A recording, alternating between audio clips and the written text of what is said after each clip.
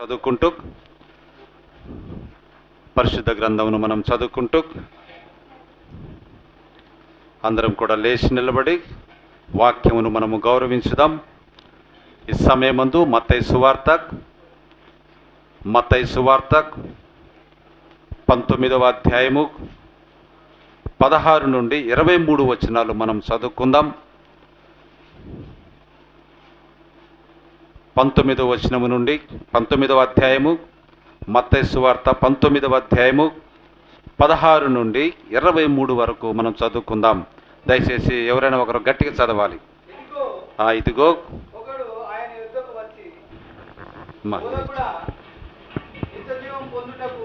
పట్టుకో నేను ఏ మంచి కార్యము చేయవలనని నేను ఏ మంచి కార్యము చేయవలనని ఆయనను అడిగాను.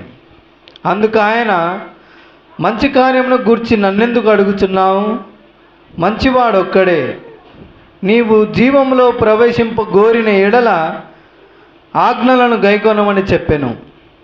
అతడు ఏ ఆజ్ఞలను ఆయనను అడగగా, యేసు నరహత్య చేయవద్దు, వ్యభిచరింపవద్దు, దొంగిలవద్దు, అబద్ధ సాక్ష్యములు పలకవద్దు, తల్లిదండ్రులను సన్మానింపుము, నిన్ను వలె నీ పొరుగువానిని ప్రేమింపవలనను అనునవి అని చెప్పాను. అందుకు ఆ యవనుడు, ఇవన్నీ అనుసరించుచూనే ఉన్నాను, ఇకను నాకు కొదువ ఏమని ఆయనను అడిగాను.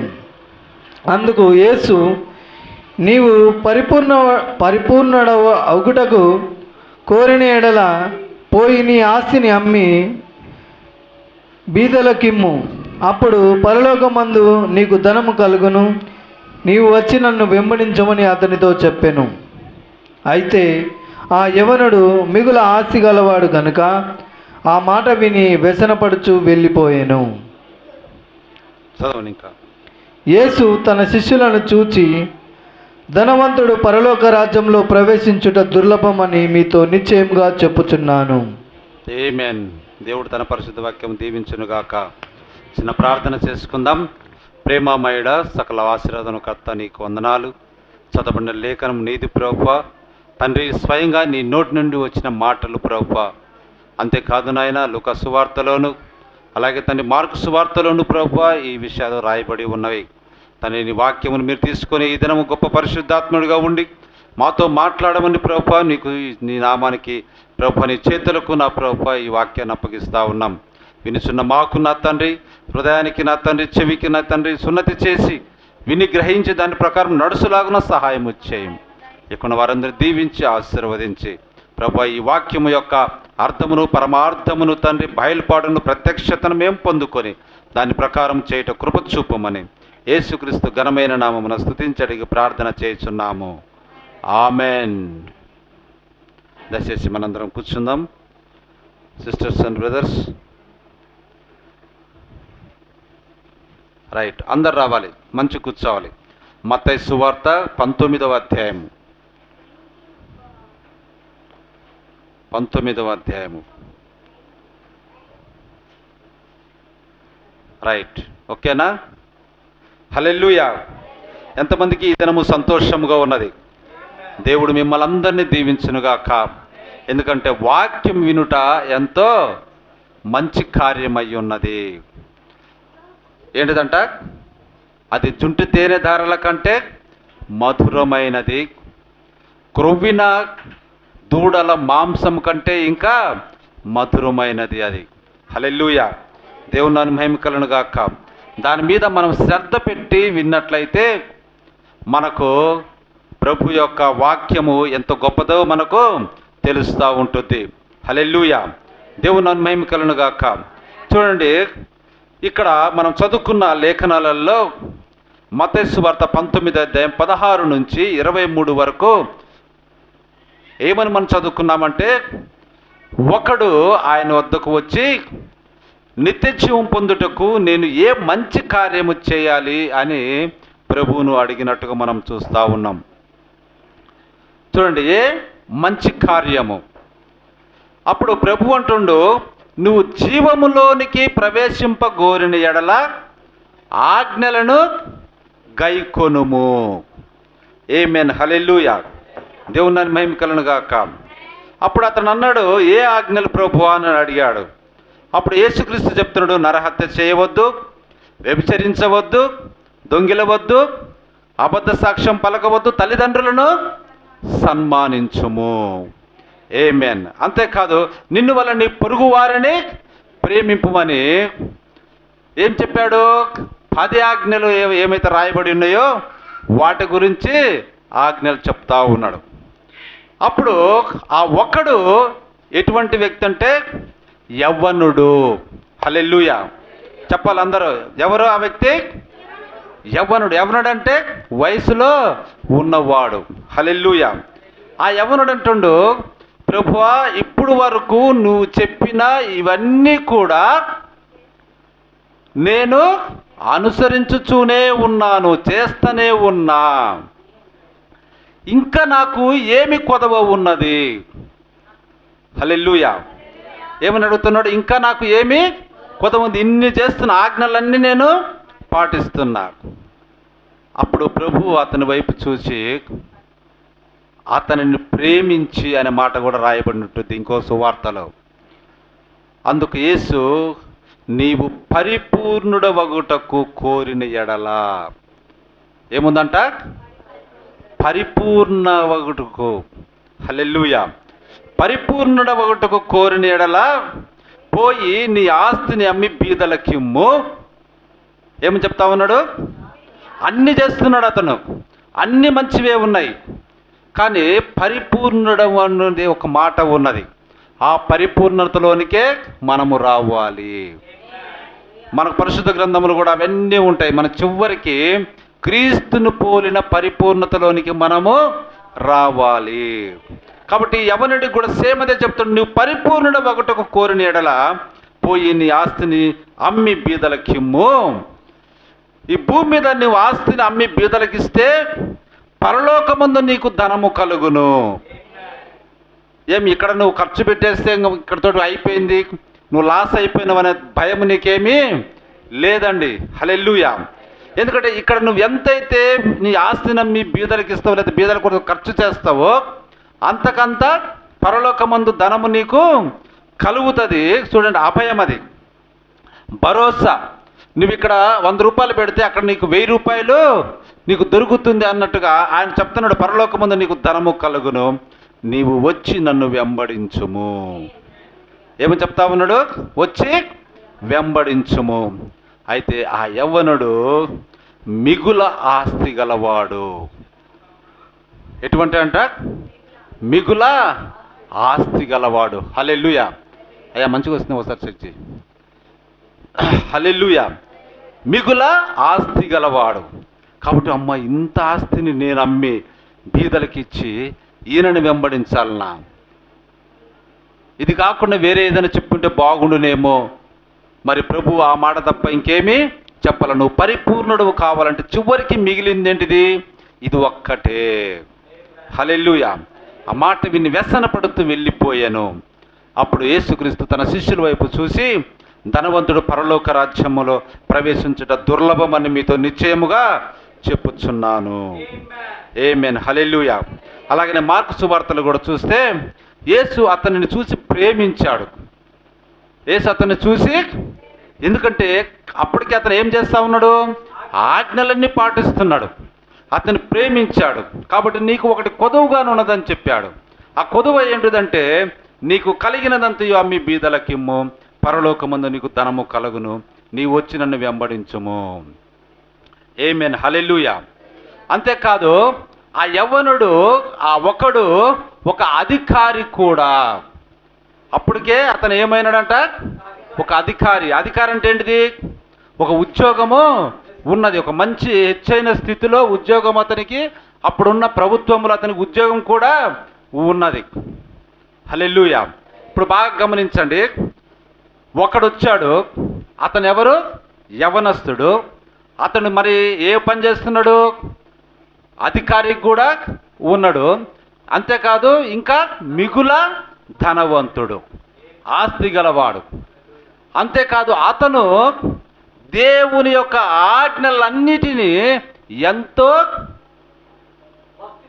భక్తితో కానీ లేకపోతే దాన్ని ఏమంటాము చిన్నతనం నుంచే వాటన్నిటిని పాటిస్తూ ఉన్నాడు. హల్లెలూయా, దేవుని మహిమ కలుగును గాక. హల్లెలూయా. అయితే యేసు ఏమని చెప్తా ఉన్నాడంటే నీకింకా ఒకటి కొదువుగా ఉన్నది. ఏమని చెప్తా ఉన్నాడు?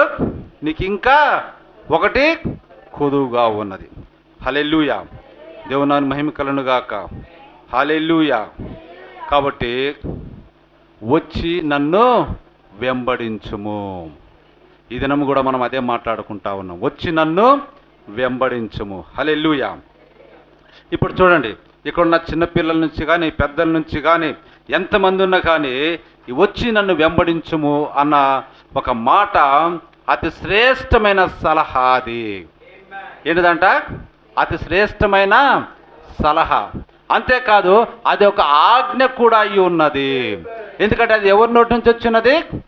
దేవుని నోటి నుండి వచ్చినది.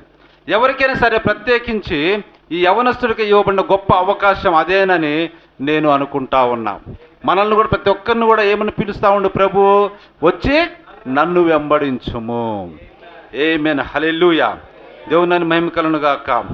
మీరు ఎవరినో ఒకరినో అనుసరించెదరు, అది ఖచ్చితం. వెంబడించెదరు. మీరు కేవలం గుర్తుంచుకోండి, మీరు ఎవరినైనా ఒకరిని వెంబడించెదరు. అయితే నీవు అతనిని వెంబడించే ముందు అతను ఎలాంటి వాడు అనే దాన్ని తెలుసుకొని ఉండాలి. నువ్వేం చేస్తావు? ఒక హీరో లేకపోతే ఒక హీరోయిన్ లేకపోతే ఒక సామాజికవేత్త లేకపోతే సమాజంలో ఒక గొప్ప చదువుకున్న వ్యక్తిని నువ్వేం చేస్తావు? రోల్ మోడల్గా తీసుకుంటావు. అతను వెంబడించాలని నువ్వు అనుకుంటావు. అప్పుడు నువ్వేం తెలుసుకోవాలి? నువ్వు వెంబడించే వ్యక్తి ఎటువంటి వాడో అనే దాన్ని నువ్వు తెలుసుకుని తప్పకుండా ఉండాలి. హల్లెలూయా. ఒకసారి పౌలు భక్తుడు అంటాడు, నేను క్రీస్తును వెంబడించుతున్న ప్రకారము మీరు నన్ను వెంబడించువారుగా ఉండుడి. చూడండి, పౌలు భక్తుడు ఎవరిని వెంబడిస్తా ఉన్నాడంట? క్రీస్తుని నేను వెంబడిస్తానంటే క్రీస్తు గురించి ఆయన క్షుణ్ణంగా తెలుసుకున్నాడు. నేను క్రీస్తును పోలి నడుచుకొనుచున్నాను కనుక మీరు నన్ను పోలి నడుచుకొనుడి. ఆమేన్. హల్లెలూయా, హల్లెలూయా, దేవుని మహిమ కలుగును గాక. ఇప్పుడు చూడండి, యవనస్తుడి గురించి, ఈ ధనికుడైన అధికారి గురించి మనం మాట్లాడుకుంటా ఉన్నాం. పిల్లలైన మీ వలె ఈ వ్యక్తి కూడా ఒక చక్కని గృహంలో పుట్టి ఉన్నాడని చెప్పుటలో ఏమాత్రం సందేహము లేదు. ఎటువంటి గృహంలో పుట్టి ఉన్నాడు? ఒక చక్కటి గృహము, మంచి తల్లిదండ్రుల పెంపకములతో పెంచబడ్డాడు. ఇంకా ఏంటంట? మంచి తల్లిదండ్రుల పెంపకంలో పెంపబడ్డాడు. ఎందుకంటే యేసు అతను గురించి ప్రస్తావించినప్పుడు అది నిరూపణ అయి ఉన్నది. అతడు అన్నాడు, బాల్యము నుండే నేను వీటిని అనుసరించుచున్నాను. అంటే ఆ యొక్క కుటుంబం ఎటువంటిది?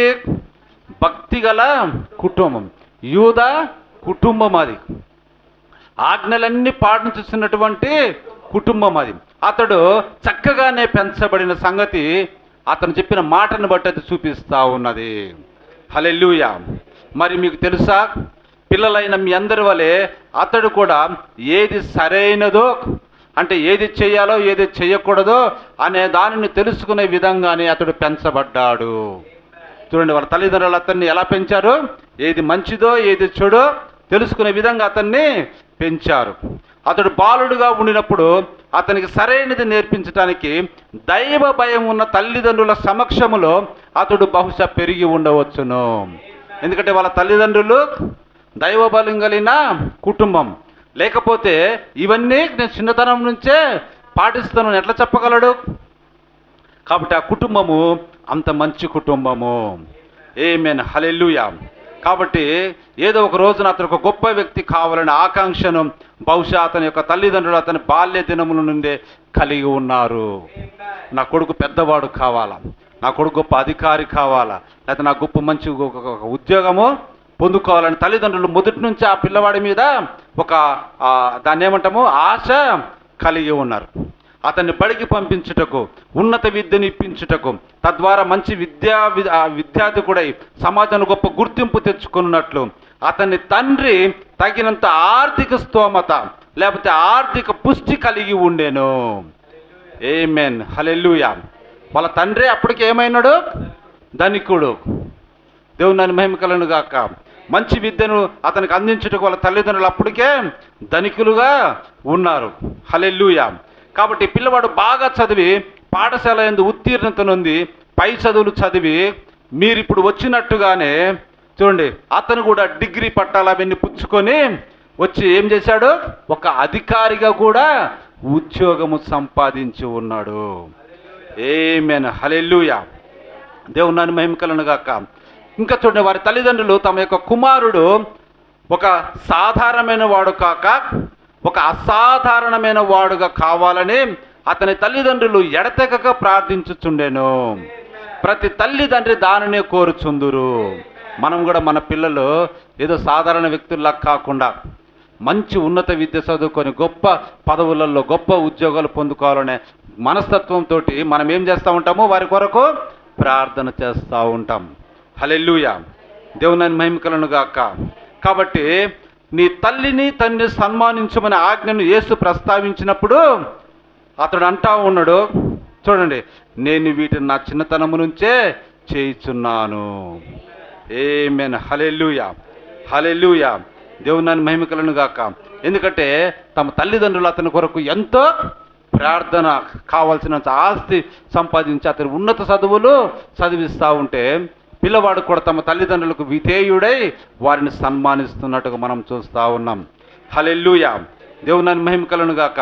చూడండి, ప్రవక్త చెప్తా ఉండు, బిడ్డ లోపట ఏది ఉంటుందో అదే బయటికి వస్తుంది. అది ఎక్కడున్నా పర్వాలేదు, అది వచ్చి తీరాలి, అది బయటికి వచ్చును. అదొకవేళ అక్కడ చెడ్డదే అయి ఉంటే, బిడ్డ లోపల ఏది ఉంటే బిడ్డ పైన ఉండే వేషం అదే అయి ఉండును. నీ లోపల ఏది ఉంటే అదే బయటకు ప్రదర్శనమగును. ఆమేన్. హల్లెలూయా. మరి నువ్వు ఎప్పుడైతే చూడండి ఏదైతే అయి ఉంటావో మిగతా నీ జీవిత కాలం అంతయు అదే అయి ఉంటుంది. దీని అర్థం ఏంటంటే నువ్వు లోపల ఏదో ఒకటి కోరి ఉంటావు, ఒకటి కావాలని నువ్వు అనుకొని ఉంటావు, దాన్ని నువ్వేం చేస్తావు, బయటికి వ్యక్తపరుస్తావు.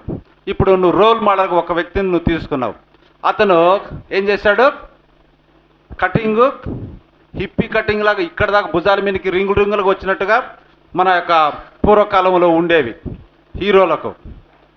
అప్పుడు అతన్ని చూసి నీ హృదయంలో ఏమనుకున్నావు, ఆ విధంగా ఉండాలని నువ్వు అనుకున్నావు. అదే ఏం చేస్తుంది, బయటికి ప్రదర్శనం అవుతుంది. అప్పుడు నేను కూడా ఏం చేసిన, ఈ నుంచి ఈడు దాకా జూలు పెంచుకొని రింగులు రింగులు కటింగ్ చేపించుకున్నాం. అంటే నీ లోపల ఏమున్నదో అదే బయటికి వచ్చిందండి. హల్లెలూయా. ఆ తర్వాత మీరు బాగా గమనిస్తే మీకు ఉదాహరణ చెప్తా ఉన్నాం. ప్రేమ పావురాలు అనే సినిమా మీకు వచ్చింది. ఆ సినిమా చూసిన తర్వాత ఎంతమంది ఇన్స్పిరేషన్ అయ్యి ఆ జాకెట్లను ఇక్కడ దాకా కుట్టించుకోవటం మొదలు పెట్టారండి. అప్పటి వరకు ఇంతవరకు కుట్టించుకునేది ఏమీ లేదండి. ఆ సినిమా వచ్చిన తర్వాత అందులో ఉన్న హీరోయిన్ వేసినటువంటి ఆ జాకెట్ను చూసి అందరు కూడా చేతులను పొడవుగింత వచ్చాను. అంటే దాన్ని ఏంటిది, దాన్ని నువ్వు చూసి దాన్ని నువ్వు కడుపులోకి తీసుకున్నావు. ఇప్పుడు ఈ కడుపులో లోపల ఏముందో అదే నువ్వు బయటికి ప్రదర్శిస్తున్నావు, అంటే నువ్వు డ్రెస్ దొరికినావు. అట్లనే పిల్లలమైన మేము యవనస్తులుగా ఉన్నప్పుడు మాకు ప్యాంట్లు ఇక్కడంతా టైటు, కింద కాళ్ళకెళ్ళి లూజు, దాన్ని ఏమంటాం మనము, ఏదో ప్యారలల్ ప్యాంట్ అని. అంటే అది వేరే వాళ్ళని మేము చూసి ఇన్స్పైర్ అయ్యి అది మాకు కడుపులోకి తీసుకున్నాము, దాన్నే మేము చేసాము బయటికి ప్రదర్శించాము. అట్లనే మనం చూస్తూ ఉంటాం, ఒక వ్యక్తి మంచిగా ప్రసంగం చేస్తూ ఉంటే అరే ఈయనలాగా మనం కూడా ప్రసంగం చేయాలనేది అది మనం తీసుకుంటాం. అతనిలాగానే అనుకరణ అన్నది మనము బయటికి తీసుకొని వస్తాం. అదనమాట. కాబట్టి బిడ్డ లోపల ఏముంటుంది అదే బయటికి వస్తుంది. ఆమేన్. హల్లెలూయా. అయితే ఈ బిడ్డ లోపల వారి తల్లిదండ్రులు యొక్క కోరిక అంతా అతని మిన్నే ఉన్నది. చిన్నతనం నుంచి భయభక్తులతోటి కుటుంబాన్ని పెంచినట్టుగా మనం చూస్తూ ఉన్నాం. కాబట్టి యవ్వనుడుగా ఉన్న ఏమని చేస్తూ ఉన్నాడంట, దొంగిలించటం లేదు, అబద్ధ సాక్ష్యం చెప్పటం లేదు, వ్యభిచరించటం లేదు, తల్లిదండ్రులను సన్మానిస్తూనే ఉన్నాడు. ఇందువల్ల నీ పొరుగు వారిని ప్రేమిస్తూనే ఉన్నాడు. హల్లెలూయా. దేవుని మహిమ కలుగును గాక. హల్లెలూయా. కాబట్టి నువ్వు ఏది కోరుకోవాలనుకుంటావో లక్ష్యం, మరి జీవితంలో నువ్వు ఏది సాధించాలని ప్రయత్నిస్తావో దానికై తొలిగడుగులు వేసే దశే యవ్వన దశ. ఆమేన్, హల్లెలూయా. బాగా వినాలండి, బాగా వినాలి. ఏంటిదంట యవ్వన దశ? ఎటువంటిదంట? నీకు ఏది కావాలని కోరుకుంటావో, ఏ లక్ష్యము నేను చేరుకోవాలని నువ్వు కోరుకుంటావో, మరి నువ్వు జీవితంలో ఏది సాధించాలని ప్రయత్నిస్తావో దానికై తొలిగా అడుగులు వేసేదే యవ్వన దశ. హల్లెలూయా. దాని గురించి నువ్వు అనుకుంటావు, లేకపోతే తలస్తావు. మరి నీవు ఇలా తలంచినప్పుడు నీ మనసునందు ఏదో తెలియని దాన్ని బట్టి నీ మనసులోనికి అది వచ్చినప్పుడు అది నీ మీద పెత్తనము చేయును. ఇప్పుడు చూడు, నువ్వేదో చేయాలని అనుకున్నావు, లేకపోతే ఒక మంచి డాన్సర్ నేను కావాలనుకున్నావు, లేకపోతే ఒక పాట పాడాలని వ్యక్తిని కావాలని నువ్వు కోరుకున్నావు, లేకపోతే ఒక మంచి సాఫ్ట్వేర్ని నేను కావాలని నువ్వు కోరుకున్నావు, లేకపోతే ఒక కోడింగ్ చేయాలని నువ్వు కోరుకున్నావు అనుకో. అది నీ లోపలికి వచ్చినప్పుడు నిన్ను పెత్తనం చేసేది ఏంటిదంట? ఆ కోరికే నిన్ను పెత్తనము చేస్తుంది. అదే నిన్ను ఏలుతూ ఉంటుంది, అదే నీలో నుండి బయటికి రావడానికి ప్రయత్నము చేస్తూ ఉంటుంది, అది నిన్ను లోబర్చుకొనును. అది హల్లెలూయా. మరి అది నీ మనసులోనికి వచ్చినప్పుడు, నీ మనస్సు అదే అయినప్పుడు దాన్ని నువ్వు చేయబోతున్నట్లుగా మాట్లాడతావు. ఆమేన్, హల్లెలూయా. ఇప్పుడు చూడండి, మా సాత్విక ఉన్నది, ఆమె మనసులో ఏముడిది? ఆ యొక్క బార్బీ బొమ్మలు కావాలని కోరుకుంటూ ఉంటుంది. కాబట్టి దాన్నే బయటికి ఆమె తీసుకొస్తుంది. దానికి ఏం చేస్తుంది? జుట్టు వేస్తుంది, రకరకాల బట్టలు కుడుతుంది, లంగాలు కుడుతుంది, జాకెట్లు కుడుతుంది. ఆ బార్బీ బొమ్మకు దాన్ని పక్కన పెట్టుకొని నిద్రపోతుంది. మళ్ళీ ఏం చేస్తుంది? దానికి పొద్దున్నే లేచి స్నానం చేపిస్తుంది. అది ఏడుతుందట, అది అన్నం ఆకలి అవుతుందని చెప్పేసి దానికి అన్నము తినిపిస్తుంది. అంటే దాని అర్థం ఏంటి? ఇప్పుడు ఎవరు ఏళ్తున్నారు? ఆ కడుపులో ఏమైతే ఉన్నదో ఆ కోరిక అది ఆమెను ఏళ్తుంది, ఆమె పని చేస్తూ ఉన్నది. కాబట్టి అప్పుడు నీ అభిలాష, కోరిక నిన్ను దాని వైపు నడిపించును. ఆమేన్, హల్లెలూయా. ఆ అభిలాషలు నీ లోపట ఉంటుంది, ఆ కోరిక నీలో ఉంటుంది, అది నిన్ను నడిపిస్తూ ఉంటుంది. కాబట్టి తల్లిదండ్రులు ఆ యవనస్తుని గురించి ఆశించుచున్నారు. అతని లక్ష్యాలు గొప్పవిగా ఉండాలని వాళ్ళు ఆశిస్తూ ఉన్నారు. వాటిని నెరవేర్చుటకై తగినంత ధనమును కూడా వారు కలిగి ఉన్నారు. ఆమేన్. ఈ యవనస్తుడు దానిని చేరుకోవాలని వారు ఎల్లప్పుడూ ప్రార్థన చేస్తున్నారు. ఆమేన్, హల్లెలూయా, హల్లెలూయా. మరి ఇప్పుడు ఈ అవకాశాలన్నిటిని మించి ఆ బాలుడు ఆర్థిక పుష్టి కలిగి ఉన్నాడు. ఎన్ని అవకాశాలు మంచిగానే ఉన్నాయి, దీనికంటే మించి ఆర్థిక పరిపుష్టి కలిగి ఉన్నాడు. దేనిని గురించి అతడు దిగులు పడాల్సిన పనే లేదండి. ఎందుకంటే వారి తల్లిదండ్రులు డబ్బున్నవారు. అతడు చూడండి, అతడు ఒక అధికారిగా అయి ఉండెను. తల్లిదండ్రులు డబ్బున్నవారు, ఇంకా అతను అధికారి కూడా అయి ఉన్నాడు. బైబిల్ నందు ఆ విధంగానే ప్రస్తావించబడింది. ఒక యవ్వన ధనవంతుడు, ఒక యవ్వన అధికారి. ఆమేన్, హల్లెలూయా, హల్లెలూయా. యవ్వనస్తుడిగా ఉండినప్పుడు బహుశా అతని యవ్వన దశ యందు అతడు అధికారి అయ్యను. ఆమేన్, హల్లెలూయా. ఇంకా చూడండి, యేసుక్రీస్తును ఆ వ్యక్తి కలుసుకోవటానికి మునిపే, లేకపోతే సంధించుటకు మునిపే ఆ వ్యక్తి అధికారి అయి ఉండేను. ఆమేన్, హల్లెలూయా. సమాజంలో మంచి పదవి కలిగి రాజ్య సంబంధమైన ఉద్యోగము చేయుచున్నాడు. మరి ఆ బాలుడు మంచి బాలుడు. హల్లెలూయా. దేవుని వైపు, దేవుని నామమున మహిమ కలుగును గాక. కాబట్టి అతని వైపు ప్రభు చూసి అతన్ని ప్రేమించాడు. ఆ బాలుని గురించి కొంత ప్రత్యేకత ఉన్నది. ఆ యొక్క యవ్వనుడు మంచి వ్యక్తిత్వం అలవర్చుకున్నాడు. అతను ఎక్కడి నుండి వచ్చాడు? దేవుని ఆజ్ఞలను బోధించి మరియు వాటిని అనుసరించినట్లు చేసే కుటుంబము నుండి అతడు వచ్చాడు. దైవ ఆజ్ఞలను అనుసరించటం అనేది అతని బాల్యం నుండి అతను నేర్చుకుని ఉన్నాడు. ఆమేన్, హల్లెలూయా, హల్లెలూయా. అయితే అతనికి ఒక కోరిక ఉన్నది, అది నిత్య జీవము కావాలనే కోరిక అతను కలిగి ఉన్నాడు. ఆమేన్, హల్లెలూయా. కాబట్టి అతను వచ్చి సద్బోధకుడు నిత్య జీవం నందుటకు నేనేమి చేయాలి? ఆమేన్, హల్లెలూయా. లోకములో ఉన్నదంతటి నీవు పొందుకున్నప్పటికీ నీవు పొందుకొనని నీకు ఇంకా కావలసినది ఒకటి ఉన్నదని నీ లోపల ఉన్న నీ అంతరాత్మ నీకు చెప్పుచున్నది. ఆమేన్, హల్లెలూయా. అదండి, మనం ఈ లోకంలో అన్నిటిని పొందుకోవచ్చు, అన్ని మంచిగా ఉండొచ్చు, కానీ నీ అంతరాత్మ ఏమని చెప్తా ఉంటుందంట? ఏమని చెప్తుంటుంది? నువ్వు పొందుకొనని ఇంకొకటి ఉన్నది, అది నీకు కావాలి. ఆమేన్, హల్లెలూయా. కాబట్టి ధనమును బట్టి లేకపోతే అందమైన ఈ బాలికలు బాలురు వాళ్ళు ఏం చేస్తూ ఉంటారంటే ఎన్నో అవకాశాలను పొందుకొని వారు మేము భద్రంగా ఉన్నాం, క్షేమంగా ఉన్నాం, మాకు ఇంకా ఏ కొదువ లేదు అని మనం అనుకుంటా ఉంటాం. కానీ వాటన్నిటికంటే మించి ఒక్కటి మనకు అవసరమై ఉన్నది. ఆమేన్, హల్లెలూయా.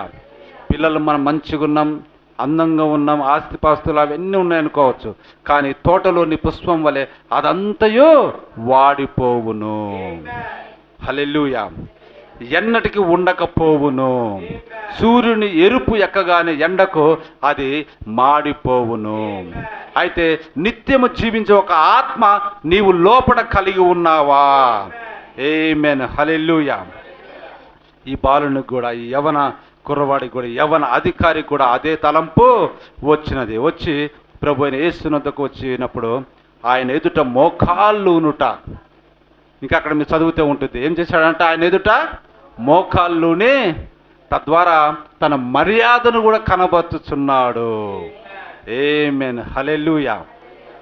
అధికారే కాదంటంలే, అన్నిటిని కలిగి ఉన్న వ్యక్తి, ధనం ఉన్నది, కానీ బోధకుడి దగ్గరికి వచ్చి లేకపోతే ప్రభు దగ్గరికి వచ్చి ఏం చేస్తా ఉన్నాడు? మోకాళ్ళుని తన మర్యాదను కనబరుచుచున్నాడు. ఆమేన్, హల్లెలూయా, హల్లెలూయా, హల్లెలూయా.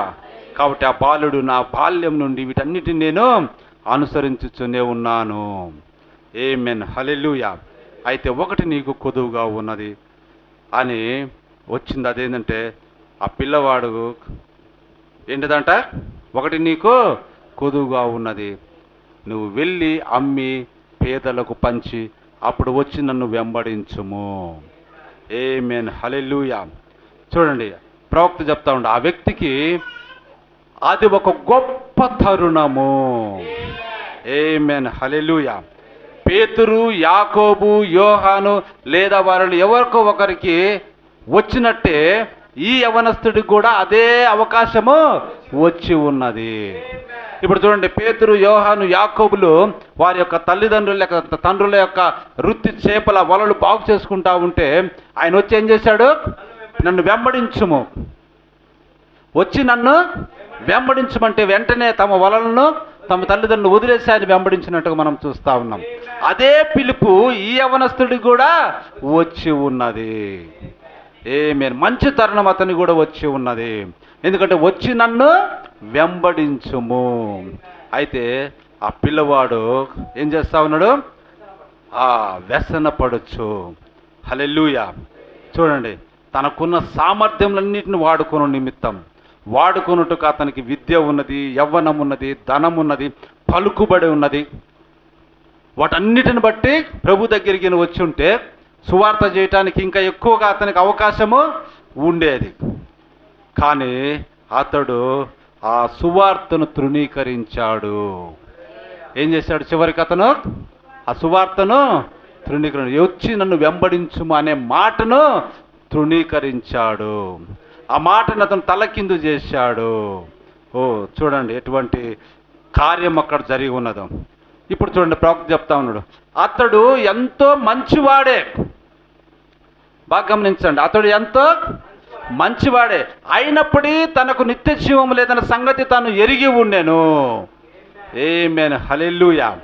ఇప్పుడు చూడండి, కాబట్టి మన మంచితనాన్ని బట్టి, మనం చేస్తున్న దాన ధర్మాలను బట్టి, లేకపోతే మనం జీవిస్తున్న పవిత్రమైన ఆ యొక్క పవిత్ర జీవితాన్ని బట్టి మనం నిత్య జీవానికి పోలేము అన్నది ఇక్కడ మనకు తెలియజేస్తా ఉన్నాడు. హల్లెలూయా. దేవుని మహిమ కలుగును గాక. లోపల రావాలి. చూడండి, కాబట్టి నిత్య జీవానికి వెళ్ళాలంటే మనం ఏం చేయాలంట? దేవుని కనికరము లేకపోతే ఆయన పిలుపును మనము అందుకొని రావాలి. అదే ముఖ్యమైనదండి. అలా లేనట్లయితే ఇతరులు కూడా మంచి కార్యాలు చేస్తున్నారు, దాన ధర్మాలు చేస్తున్నారు, పవిత్రంగా జీవిస్తున్నారు, ఎంతో గొప్ప సేవ చేస్తున్నారు. చూడండి, ట్రస్టులు నడుపుతుంటారు, ఆర్థిక విషయాలలో ఎంతోమందికి ఎన్నో విషయాలుగా అన్నీ బహుమానాలు అవన్నీ ఇస్తూ ఉంటారు. కానీ అవన్నీ నిత్య జీవాన్ని వారిని చేర్చలేవండి. అవన్నీ మంచి పనులే, అవన్నీ కూడా ఆజ్ఞలే, కానీ పరిపూర్ణుడు వగుటకు. ఆమేన్, హల్లెలూయా. ఈ పిల్లవాడు ఆల్రెడీ యూదుడు, ఆల్రెడీ సున్నతి పొందినవాడు కాబట్టి అతనికి పరిపూర్ణతలోకి రావడానికి ఏమి అడ్డమున్నది? ఆ ధనము అన్నది అడ్డమున్నది. హల్లెలూయా. అయితే ఇప్పుడు మనకు ఇవన్నీ మనం చేస్తున్న మంచి కార్యములన్నీ, కానీ మనకు ఏమి అడ్డము ఉన్నది? లోకం మనకు అడ్డం ఉన్నది. దేవుని స్వార్థను నమ్మి బాప్తిస్మం మనము పొందాలి. అది ఇప్పుడు వారందరూ కూడా ఎన్నో మంచి కార్యాలు చేస్తున్నారు, కానీ వారికి అడ్డం ఉన్నది ఏంటిదంట? సువార్తను నమ్మి బాప్తిస్మం పొందాలి. అక్కడికి రావటానికి వారు వెనకబడిపోతూ ఉన్నారు. వారు అనుకుంటున్నారు మేము చేసే దాన ధర్మాలు, మంచి కార్యాలు ఇవన్నీ కూడా మమ్మల్ని పరలోకం చేరుస్తాయి, లేకపోతే ఎక్కడ చేస్తాయి? స్వర్గానికి చేరుస్తాయని వారు అనుకుంటా ఉన్నారు. కానీ అవి ఎంత మాత్రమో చేర్చలేవండి. హల్లెలూయా. దేవుని మహిమ కలుగును గాక. కాబట్టి బిడ్డలారా, దాని గురించి మీరు ఇప్పుడే ఆలోచించాలి. దాని గురించి ఏం చేయాలంట? ఇప్పుడే ఆలోచించాలి. ఈ దినమందే మీరు దాని గురించి ఆలోచన చెయ్యాలి. ఆమేన్, హల్లెలూయా. దేవుని మహిమ కలుగును గాక. చక్కని పిల్లలు, మంచి వ్యక్తిత్వం ఉన్నవారు, మంచి తల్లిదండ్రులు, అంత కలిమి కలిగి ఉండుట, అవసరం అనుకున్న దానికంటే ఎక్కువ పొందుకొని మనం ఉన్నాం. సమృద్ధి మనకు ఉన్నది. కానీ దానితో పాటే మరొక సంగతి ఉన్నది. జాగ్రత్తగా వినాలి. దానితో పాటే మరొక సంగతి ఉన్నది. ఈ సమయమందు దాని గురించి మనం మాట్లాడుతూ ఉన్నాం. వచ్చి నన్ను వెంబడించమనే మాట ఇంకను ప్రతి యవ్వనస్తుని, ప్రతి యవ్వనస్తురాలని సంధించుచున్నది. ఈ దినం అదే మిమ్మల్ని పిలుస్తూ ఉన్నది. వచ్చి నన్ను వెంబడించుము. ఆమేన్, హల్లెలూయా. దేవుని మహిమ కలుగును గాక. కాబట్టి దేవుడు పలికిన మాటలు ఎన్నడూ చనిపోవు, అలాగే నువ్వు పలికిన మాట కూడా ఎన్నడూ చనిపోదు. బాగా గుర్తుపెట్టుకోండి. నీ వీధిలో ఉన్న, కార్లలో ఉన్న, బలిపీఠం మీద ఉన్న, చివరి వీధిన ఉన్న ఏ ప్రియుడితోనూ మాట్లాడుతున్నా, ప్రియులతోనూ మాట్లాడుతున్నా, అది ఎక్కడున్నా, నీ భార్యతో మాట్లాడుతున్నా, అది ఎప్పుడైనా నీ నోటి నుండి వచ్చిన ఏ మాట చనిపోదు. అది నిత్యము నిలిచి ఉంటుంది. ఆమేన్, హల్లెలూయా. మనం పలికే ప్రతి మాట సజీవంగా ఉండును. మనం పలుకు ప్రతి మాటకు చావు అనేది ఉండదు. ఆమేన్, హల్లెలూయా. దేవుని మహిమ కలుగును గాక. ఎందుకంటే నీ మాటను బట్టియే తీర్పు దినాన నువ్వు నిలబడవలనని వాక్యం మనకు తెలియజేస్తూ ఉన్నది. హల్లెలూయా. ఇక్కడ వినాలమ్మా, ఇక్కడ వినాలి. హల్లెలూయా. కాబట్టి ఈ యవ్వనస్తుని గురించి కూడా మనం కొంతసారి గుర్తు చేసుకుందాం. అతనికి వచ్చిన ఆ గొప్ప అవకాశము, ఆ స్థానాన్ని అతను ఏం చేశాడు? తృణీకరించి వెళ్ళిపోయాడు. ఆ స్వరమును ఇంకా అతనికి సజీవంగానే వినిపిస్తుంది, కానీ అతను దాన్ని వినకుండా వెళ్ళిపోయాడు. ఇప్పుడు చూడండి, ఇప్పుడు చూడండి, ఇప్పుడు చూడండి.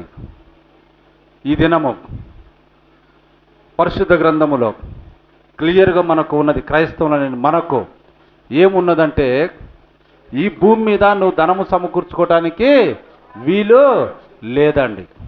మనమేమి జీవితాంతం పనిచేసి ఎంత ధనం సమకూర్చుకొని మనం ధనవంతులమేమి కాదండి. హల్లెలూయా. ఎందుకంటే మన సంపాదన అంతా లేదు. మనకు, మన పిల్లలకు, వచ్చిన బంధువులకు వాటిని చూసుకోవటానికే మనకు సరిపోతూ ఉంది. కాబట్టి ఈ భూమి మీద మనమేం ధనవంతులము కాదు. మనకున్న దాన్ని మ్యాక్సిమం మనం ఎంతో కొంత ప్రభు కొరకు మనము ఖర్చు చేస్తూనే ఉన్నాం.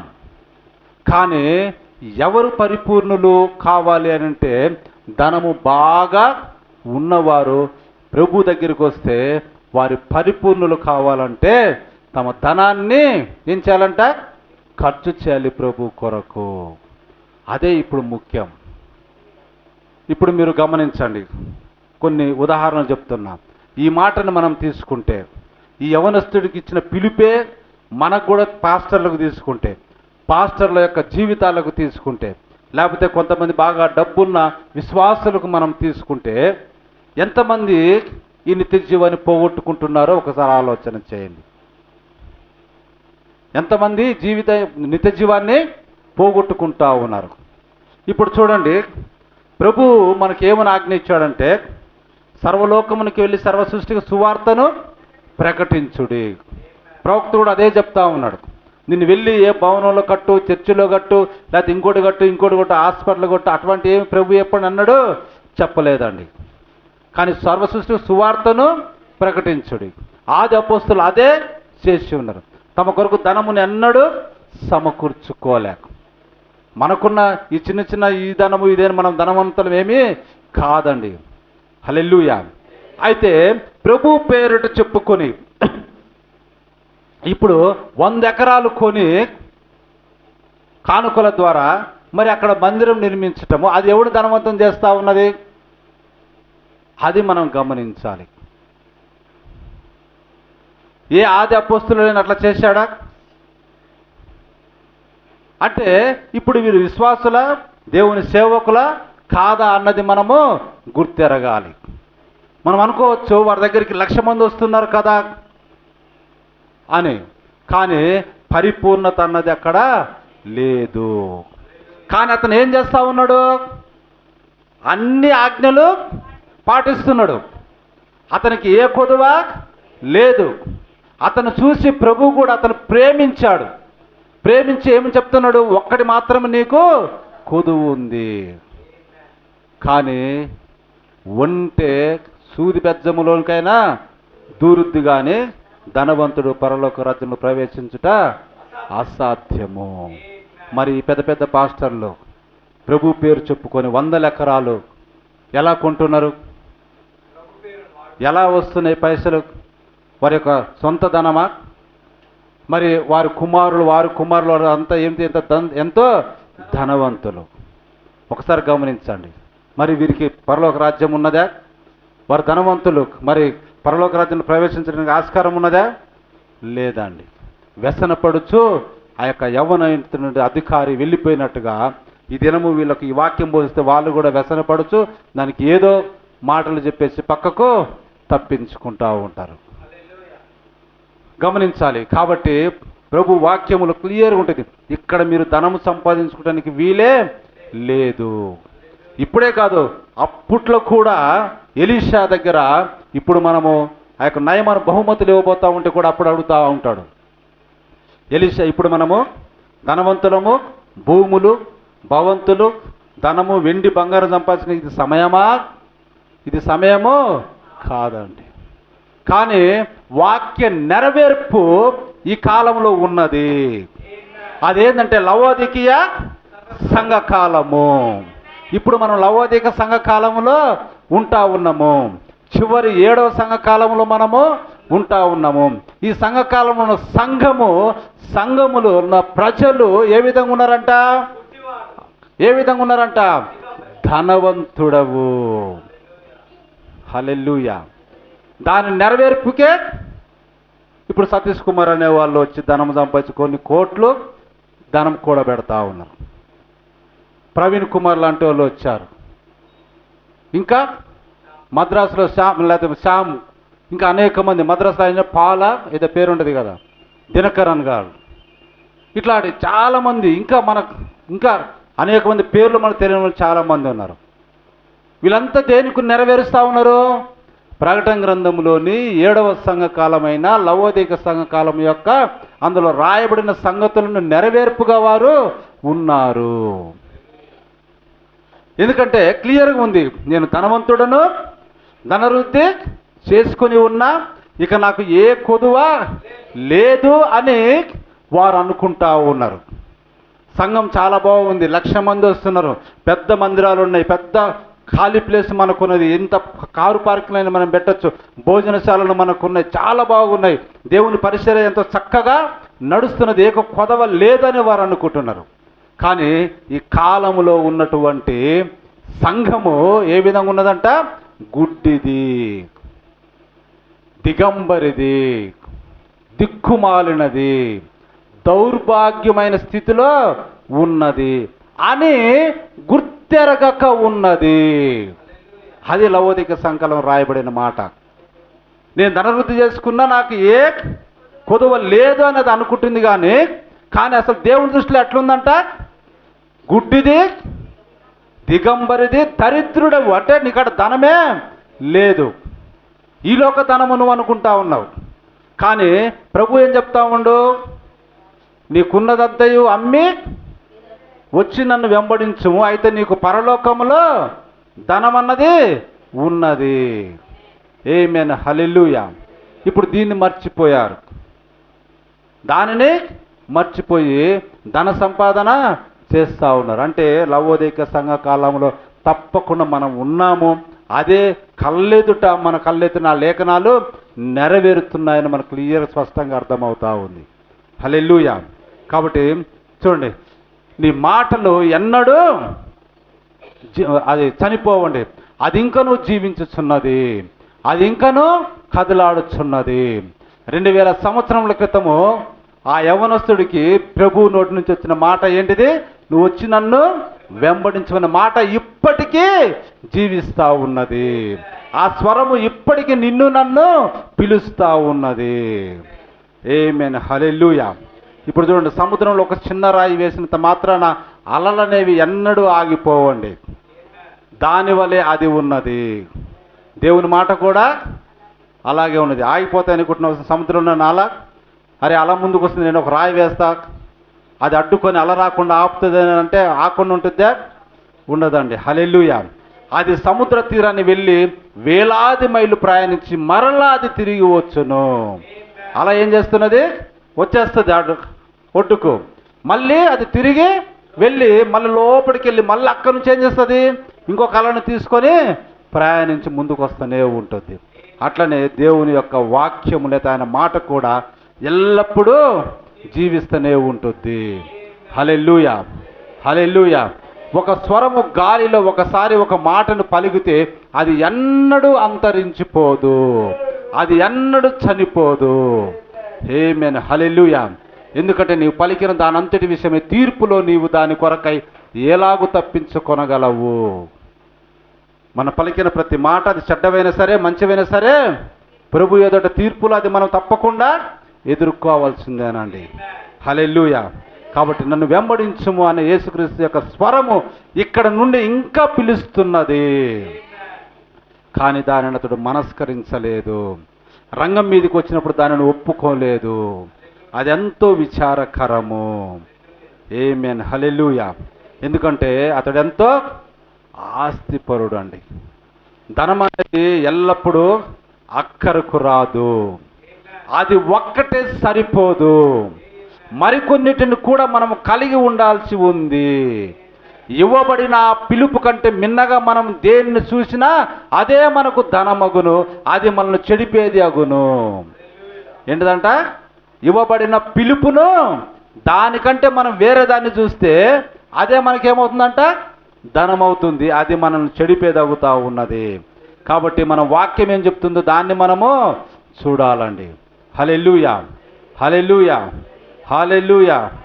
చూడండి, ఆ యవనస్తుడు దేవుని యొక్క ఆ మాటను విని వ్యసనపడుచు వెళ్ళిపోయిన తర్వాత మరి ఆ పిలుపును లేకపోతే ఆ క్రీస్తు యొక్క స్వరమును అతడు ఇక ఎన్నడూ వినలేదు. మళ్ళీ తిరిగి రావటానికి ఇంకా స్వరం అనేది అతనికి ఎన్నడూ వినపడలేదండి. హల్లెలూయా. కాబట్టి పిల్లలకు మీరంతా చాలా మంచి పిల్లలు. మీకంటూ కొంతమంది స్నేహితులు ఉండాలి. కానీ మీ స్నేహితుడు ఎలాంటి వాడు అనే దాన్ని నువ్వు గమనించు. ఆ స్నేహితుడు క్రీస్తుని వెంబడించువాడు అనేట్లయితే అతనితో నీ స్నేహము కొనసాగించుము. నీవు కూడా అతని పాటే క్రీస్తుని వెంబడించుము. ఒకవేళ అతడు అలాంటి వాడు కానట్లయితే నీవు అతనితో వెళ్ళకు సుమా. ఆ కుర్రవాడు, ఆ యవనస్తుడు, ఆ ధనికుడు, అతడు ప్రభు ఆ మాట చెప్పినప్పుడు మిన్నకుండిపోయాడు. ఆ మాట చెప్పగానే అతను మొద్దుబారిపోయాడంట, లేకపోతే కఠినుడైపోయాడు. ఎందుకంటే యేసుక్రీస్తు అపూర్వ అవకాశం అతడు తృణీకరించాడు. ఆ సువర్ణ అవకాశం అతనికి ఎప్పుడు వచ్చింది? వచ్చి నన్ను వెంబడించుమని యేసు అతనితో చెప్పినప్పుడు అది వచ్చింది. అది దాన్ని అతడు లక్ష్య పెట్టలేదు. ఆ అవకాశాన్ని చేజార్చుకున్నాడు. ధనార్జన చేయుటకే మొగ్గు చూపి వెళ్ళిపోయాడు. ప్రవక్త చెప్తా ఉండదు, ధనార్జన తప్పని నేను అనట్లేదండి, కానీ దానిని చేస్తూ నీవు యేసుని వెంబడించవలెను. ఆమేన్, హల్లెలూయా. చూడండి, మనము జీవించటానికి మనం ధనార్జన అన్నది చేస్తే తప్పేమీ కాదండి. దాన్ని చేస్తూ మనం ఏం చేయాలంటే యేసును వెంబడించవలెను. ఆమేన్, హల్లెలూయా. కాబట్టి ఎల్లప్పుడూ గుర్తుంచుకోండి, దేవుని ఆజ్ఞలను కట్టడలు చేయటం అనేది గొప్ప సంగతిగా ఉన్నది. ఆమేన్, హల్లెలూయా. దేవుని మహిమ కలుగును గాక, దేవుని మహిమ కలుగును గాక. హల్లెలూయా. కాబట్టి మీరు పొందుకోవాల్సినది, స్వతంత్రించుకునేది ఒకటి ఉన్నది. దాన్ని నువ్వు అంగీకరించాల్సింది, అదే నిత్య జీవము. అది యేసుని వెంబడించట ద్వారానే నీవుకు నిత్య జీవం వచ్చును. తిరిగి జన్మించుట అనుభవం మాత్రమే ఆ నిత్య జీవమును నువ్వు పొందుకుంటావు. దానిని ఎంత మాత్రం నిర్లక్ష్యం చేయొద్దండి. ఆమేన్, హల్లెలూయా. దానిని ఎంత మాత్రం మనము నిర్లక్ష్యము చేయొద్దండి. దేవుని మహిమ కలుగును గాక. ఒక చిన్న ఉదాహరణ చెప్పి మనం ముగించుకుందాం. చూడండి, ఒక పేదవాడి గురించిన చిన్న కథ. ఏంటిదంట? ఒక పేదవాడి గురించిన చిన్న కథ ప్రవక్త చెప్తా ఉండడం. అది ఎంతో నిరుపేద కథ.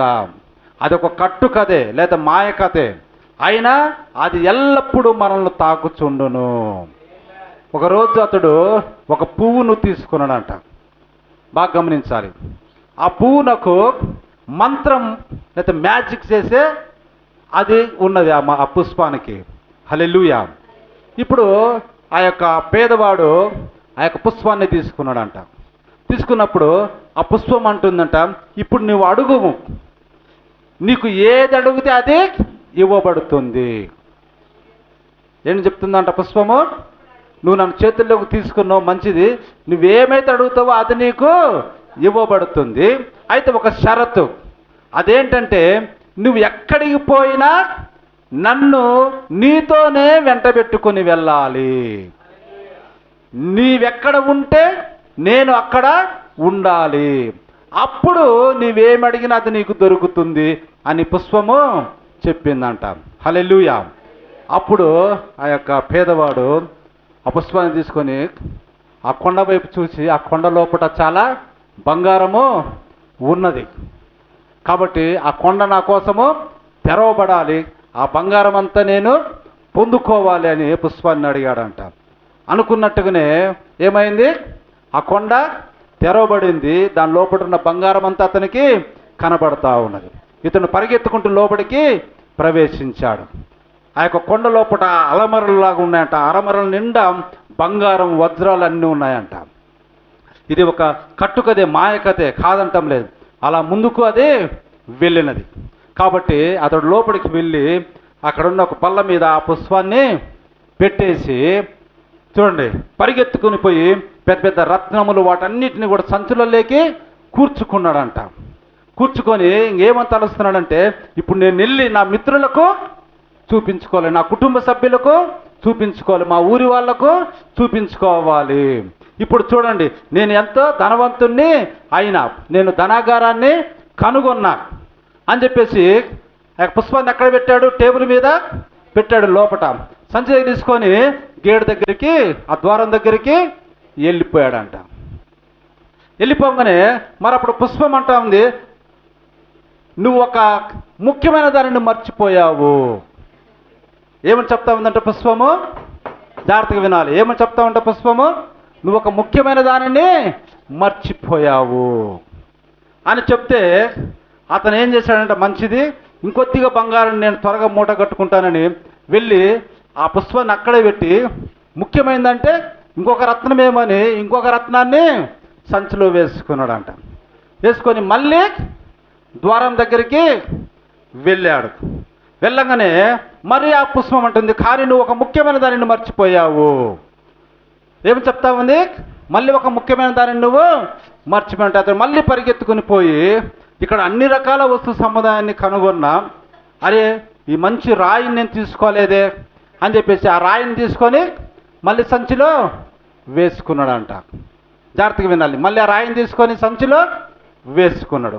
వేసుకొని మళ్ళీ అతను ఎక్కడికి వచ్చాడు? ద్వారం దగ్గరికి వచ్చాడు. మరి అతడు ద్వారం దగ్గరికి చేరుకున్నాడు.